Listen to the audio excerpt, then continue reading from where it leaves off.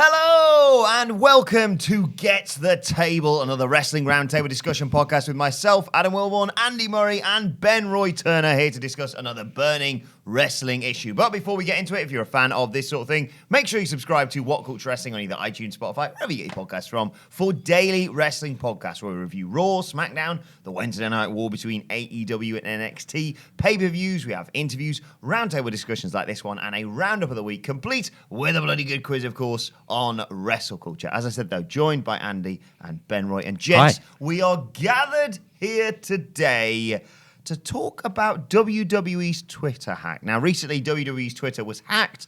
There was messages posted upside down. There was a change of the bio on the profile. The big thing that was written there, of course, was "The truth will be heard," written backwards and upside down and all that sort of thing. First of all, before we get into who is behind it all, what did you make of this? It's an intriguing way of setting something up. Weird little thing, wasn't it? Recently, we've seen a few wrestlers actually fall afoul of Twitter hackers and so forth. A couple of UFC fighters as well. So I figured when I first saw this thing, I was like, it's just someone messing around. Someone's gotten into an account or whatever. But then seconds later, I was like, well, no, that's absurd. WWE security on this thing is going to be mental. And the tweet was up for a good 10 minutes, I think. And usually when people hack big Twitter accounts like that, they're usually like, follow my other Twitter account or buy this. Or exactly. Or here's some porn. But nah, man, it looks very much like them trying to market something, trying to promote something, trying to tell a story with something. And it's going to be fun to talk about right here. I mean, they've got into it a lot recently of the whole... I like to describe it as the what's in my hand principle. We had it with Rowan's Cage. We've got it currently with the glitches on SmackDown, whether or not this is related to it or not. And now they have this Twitter hack. I like it. I like WWE being inventive with this stuff. I think it's a mechanical scorpion, but it's definitely a work because it wasn't racist. It wasn't going on about current events. It wasn't Lars Sullivan. There was no porn, and there was only two. So yeah, like the big thing is it wasn't racist, which a lot of these things normally are straight away. Yeah. So it's definitely one of their works, and it's probably just going to be a mechanical scorpion. Like just the sequel continues. Why not? But I want to see if this actually happens again before any other shows. Like if this is a one and done thing, it seemed really weird to just be there and gone sort of thing. Almost like we used to get the Save Us stuff back in back in 07 when Jericho was alluding to be returned, like break the code and sort of that really tough code of what X plus 1 what was it? Equals Y2J. Yeah. So I wonder if any of this stuff's going to appear on the show. I mean, if it does appear on the show, we were saying on another pod, like they should do more stuff with the performance center shows. Although I think it might look weird if they just like cut to like some broken code sort of thing, especially as hacking is kind of Jericho's thing. It's very rare we also see this solely on social media. Obviously that we've seen. Was it on Facebook at all? I don't think so. I think just Twitter. Okay. Because we don't, we've seen wrestlers living their gimmick through Twitter, of course, but generally accepted WWE would like to funnel everything through their TV show. So unless it starts there or unless it's utilizing what you see on TV, we don't really see it. And yes, they may well reference this on SmackDown or on Raw or on NXT or on whatever. But to solely use social media shows the shift that WWE has made in the last few years. Yeah, absolutely. It's become one of the key things that they use for measuring their success when they hold their earnings calls and their little shareholder bits and pieces is social media engagement and how many followers they have and how much engagement they're having and so forth. YouTube has become an increasingly important part of the business. Now it pales in revenue compared to TV. It's worth like $13 million a year. TV is something like 20 times that, but it's still something they've put a lot of stock into in this era, in the content era, I guess we can call it, putting out little clips and stuff, getting your stuff shared all across the world. So it makes sense for them to kind of branch out into this as a storytelling medium as well. And it's clearly worked. There was a buzz on Twitter last night, people speculating who it could be. Yeah. One man basically said, "It's me," by directly quoting "The truth will be heard." Matt Hardy, of course, loads of speculation over the past few weeks and months about his future. He technically, as of recording, as far as we know right now, is not a part of WWE. He's been doing stuff with the Young Bucks on his YouTube channel. There's been references to him in being the Elite and what have you. But there's no word on whether or not he's in AEW, whether or not he's just being a free agent, whether or not it's all a work and he's returning to WWE. What do you think as him being someone who could be behind this? Sorry, I don't think it could be Matt Hardy because I don't know if you saw the video. He was buried. I did see that. They buried him. So Maybe that's why it's all upside down and backwards. Maybe this is the Zion thing that's escaped from his soul and is now in Twitter. Yeah, definitely not Matt Hardy. He's under the ground. He's gone. Like unless it was a scheduled. Well, I suppose he's not his account. Yeah, he's scheduled, hacked, loaded up his little buffer app. Yeah, but I think Matt Hardy is probably going to go AEW. I don't think. I think he's WWE. Has WWE ever posted a fake? Oh, future endeavors. This person has left. Yeah, I don't think they have. Into it now. But I guess again, it's part of this changing strategy, isn't it? They're kind of being a bit more adaptable to modern times by using alternative methods. I've actually just noticed this, right? Looking at the tweet as it's printed out in front of you there, Adam. What are the only two capitalized letters there, right? Technically one's a W, but upside down, MH. So it's either Michael Hamflett or Matt Hardy. And I haven't seen Michael Hamflett in at least 24 hours. Good point. Very good point. There you go. But Hardy's... It's really hard to put much stock into lots of Matt Hardy stuff because he's a little worker on social media, isn't he? He's constantly tweeting stuff. I think he's going to show up in AEW. People have been writing, people who have sources within the company, your Dave Meltzers and so forth, have been writing as if he's going to be in AEW. It's only a matter of time. Now, I wouldn't rule him out entirely, though, because he is a little worker. And, you know, we heard that talk that when he left, the door was still open and all this stuff. And they offered him a role in NXT, we reported. So that'd be cool. And you know, man, this week's NXT, there's going to be no matches on it. It's all going to be pre-produced content, pre-taped stuff. Who's really good at pre-taped stuff from the Hardy compound?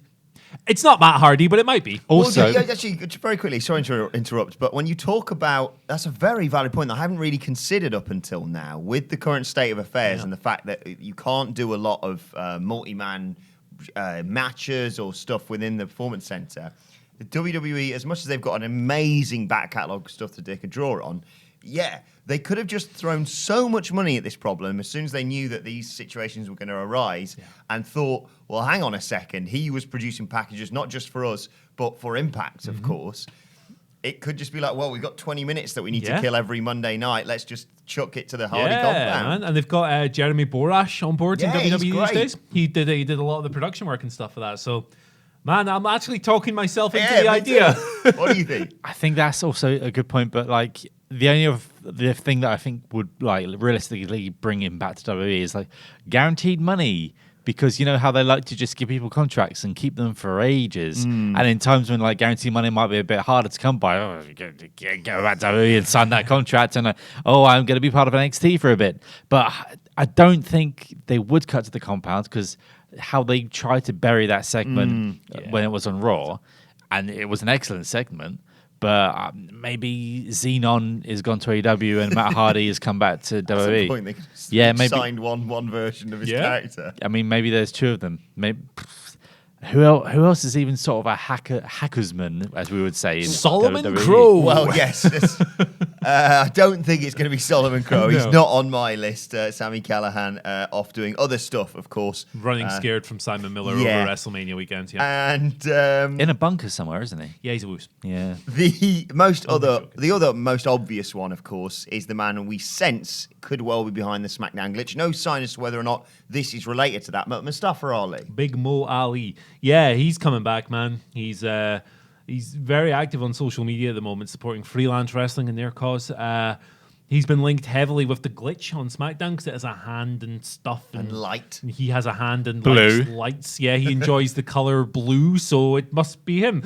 Ali's another guy who he really kind of needs a reboot, right? Like, I mean, he's great. He's awesome. He's fantastic. But the kind of babyface act that he was doing didn't quite take as well as I think maybe they would have liked. Now, granted, much of that was down to a lack of like continued opportunities. He'd show up every now and then, he'd have vignettes, and then they just forget he was going to have this program with Shinsuke Nakamura when he was Intercontinental Champion that they forgot about for a few weeks and then hastily blew off. So he's a guy that really deserves a bigger slice of the pie, I think, and I could see him slotting in quite nicely to this. don't know if he's going to be the reveal, though. And the phrase "the truth will be heard" when you think about wrestlers who've been overlooked or there's been some falsities, let's just say, about within WWE. That can apply to almost anyone, but certainly to Mustafa Ali. In this current edition, he's like sort of past his like imagine like in school, past his first grade. This is like, well done, you can be a good WWE superstar in the boring baby face. Like, I'm happy and I'm gonna wrestle a good match. But in this current rendition that he's kind of in and was when he almost was going to be put into the Mania spot by last year. Like, I don't think that's a character that wins belts or has big feuds. So. No. It could definitely be due for a reboot, but But I can't really, I can't picture him in this sort of role at all because I imagine it's going to be slightly heelish or tweener for this sort of thing. Yeah. You don't have a good hacker sort of thing. Good guy hacker. Yeah, I don't think it's him. I really don't because I don't know. Maybe he can surprise me and he can turn out to be some sort of decent cool guy. But all of Mustafa Ali's sort of like character in wrestling to me doesn't seem as cool. It seems as a decent wrestler who is a decent guy. Who was a decent guy who will smile, hug babies and shake hands and things like that. He did do a series of vignettes. I think it was on 205 Live. Maybe it was on SmackDown. A year or two ago where he was like hanging out and it was like shot, it looked like it was shot on like a phone with a filter and it was really grimy and like low key and he was cutting these like really honest, earnest promos that weren't too white meat. Like the character he later played was very white meat on WWE TV. But he's shown that he can kind of play with different shades and stuff, but I do agree. I can't really imagine him as this kind of hacking mastermind who goes on Twitter and takes over just because he has a few shiny gimmicks on his entrance attire. I like Mustafa Ali a lot. Yeah. Then again, maybe Vince thinks that's a hacker mask. Who knows? That's what all the hackers wear. One name that I've seen bounced around which really threw me was Bray Wyatt, who's kind of in the middle of something at the moment. Yeah, he's got a John Cena problem to deal with right now, right? For some reason. Yeah, unless Bray's another one who likes working people on social media and stuff. I guess that's where you get your Lincoln because I guess this is kind of spooky. And vague sort of proclamations, I suppose. Yeah, this is like the kind of thing he would have done when he was cutting those like late years Bray Wyatt, late Eater of World era, where he was cutting those breathy promos that said nothing with like 70 words. That's like, he'd be like, hey man, truth will be heard. Bah! That's it in a nutshell, isn't it? Yeah, Bray Wyatt in the meat vest. That's like the butch. That's proper the meat man's coming. Yeah, that was bad. That's John Silver. I don't think he gets goth enough to be Bray Wyatt at the moment. It's not. It's not either super happy in his red jumper character, and it's just not goth enough for Slipknot version of him, the Fiend, where he's Slipknot version. Where Slipknot Bray, where he's just like, I'm gonna come for you, sort of thing. But yeah, for me. Again, like it's weird because if Jericho wasn't in AEW, I don't know, is this Jericho? I'd be like straight away that'd be him. But some people are saying it could be the Exalted One, which I was like, that's a hell of a crossover. If it's Evil Uno, I'm loving it.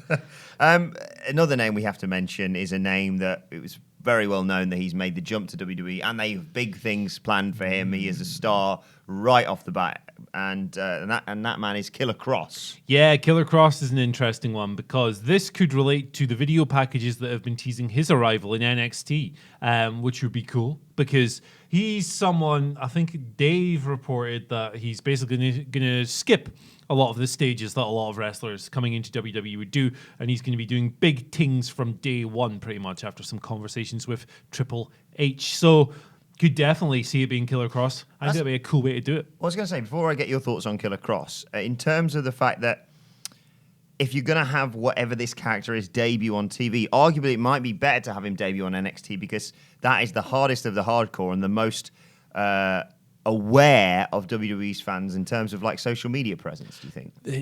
You say that, but then why didn't he hack the NXT account? Yeah, sort of thing. Like why? I'm trying to think of like WWE logic sort of thing. Like why would it be the WWE account? And also, if you do the hacker thing, that's them a hacker now for 70 years. Yeah. Like they're always going to come out of like a keyboard and pretend to type or something goofy, most probably. So it's weird. I don't know if it will be Killer Kross because I don't think they're going to put that much. Like that account has 10 million followers plus. Yeah. Mm-hmm. I don't think they'll put that much stock into someone going straight to NXT. But then again, that's probably looking through the old lens of NXT as the starting grounds, where now NXT is pretty much level. So it's hard on this. Killer Cross is an interesting one, though, because like you say, he's a hell of a character. But I agree. If it is a debut rather than a reinvention, let's just say, someone like him is going to be tarred with the first thing he did in WWE was hack their Twitter account. Yeah, that's what actually Sami Callihan was, really. He had the hacking gimmick with Solomon Crowe, and it kind of damned him a little bit. Now, they also made the poor guy have this weird Albert Einstein hair and slapped him with fake tan and a crap singlet and gave him weird music, and it just didn't work out as a whole They package. tried every gimmick possible with one man. It's like create your own wrestler on this. 2K. And this sounds like a WWE thing. I'm pretty sure if WrestleMania 36 was going ahead, Paul Burchill would return as the pirate for one night. Oh, he should have. He should have. Yeah. He's gutted. Yeah, he's absolutely roasted. But Cross is going to get a big. Whatever they do with Cross, I think it's going to be quite careful. So if this is him, I don't think he'll be saddled with a gimmick. I think it'll just be, he did this thing. Very tough man sort of thing. Yeah, because he's He like... got some nerd to do it for him. Exactly. He's a big, beefy unit. He's got the look. He's got the presence. He's got a ready-made act with his partner, Scarlett Bordeaux, who's in the WWE system as well, and they've worked together in the past. Killer Cross seems like a sure thing to be a success in WWE at this stage. It would be cool if this was him, but I don't know. I think he did do it, and he's got a partner, and his partner was Ranjin Singh, and he's What? been behind it all along. Because That's a deep one. Ranjin Singh. He's done nothing since he was managing Great Khali, so they're coming back. Ranjin Singh's now going to have another big lad to beat people up. Armando Alejandro Estrada. Oh, yeah. Get all these guys back. I don't even know where he works. Ranjin Singh. Bloody hell.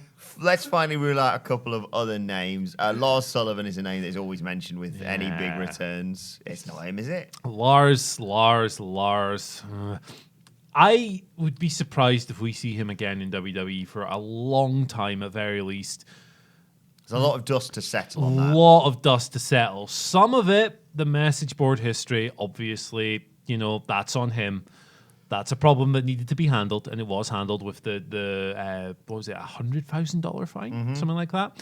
Things like the pornography emerging and stuff needs to be handled with a lot more care, particularly with regards to where the man's mental health is at and so forth. And then there's the injury as well, of course. He's going to be out. He's been out for ages, I think since, was it June or something like that? Because he had that weird match with the Lucha House Party in Saudi Arabia. I don't think it's Lars. I think that fella should not be brought back on WWE television until every aspect of him is ready to go. And I obviously don't know the guy, but I think that's a while off. I think that man is too big and too hairy for this gimmick, especially in Vince's eyes. Like, again, he was like, beat someone up. Like, he's not going to have big, hairy man. You tough guys don't know how to use computers. Smash him through the computer.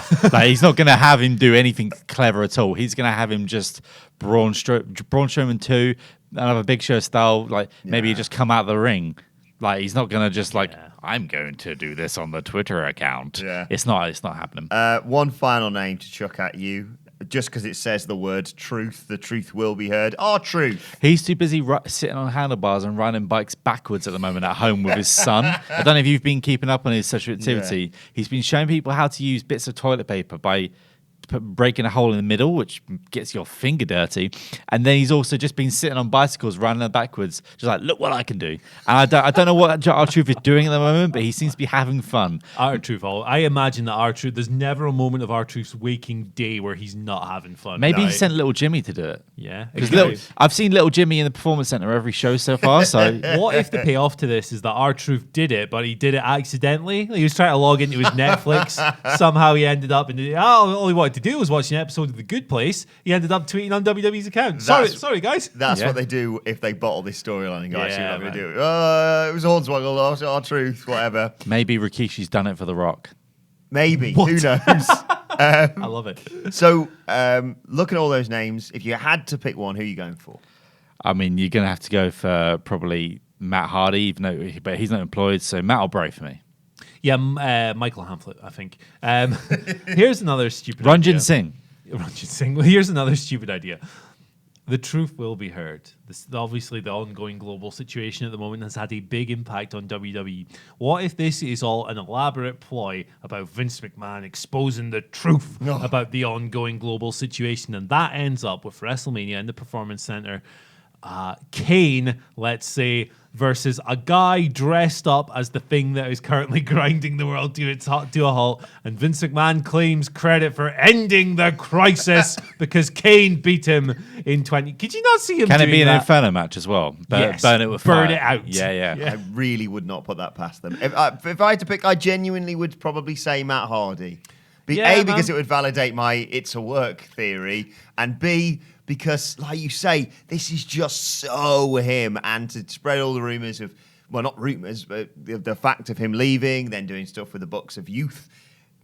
There's something there for me, but fascinating to see how this turns out. Let us know your theories in the comments section below. Don't forget to like, share, and subscribe. And subscribe to What Culture Wrestling on either iTunes, Spotify, or wherever you get your podcasts from for daily wrestling podcasts. Plus, you can let us know your thoughts on Twitter at WhatCultureWWE. And watch there, follow all three of us. You can follow Andy Murray at... Follow me at Andy H. Murray. The H stands for... Hacker Man. There we go. You can follow Ben Roy Turner at Ben Roy Turner. Follow me at Adam Wilborn. Follow us all at What Culture WWE. This has been Get the Table. My thanks to Andy and to Ben Roy. Thank you for watching, and we will see you soon.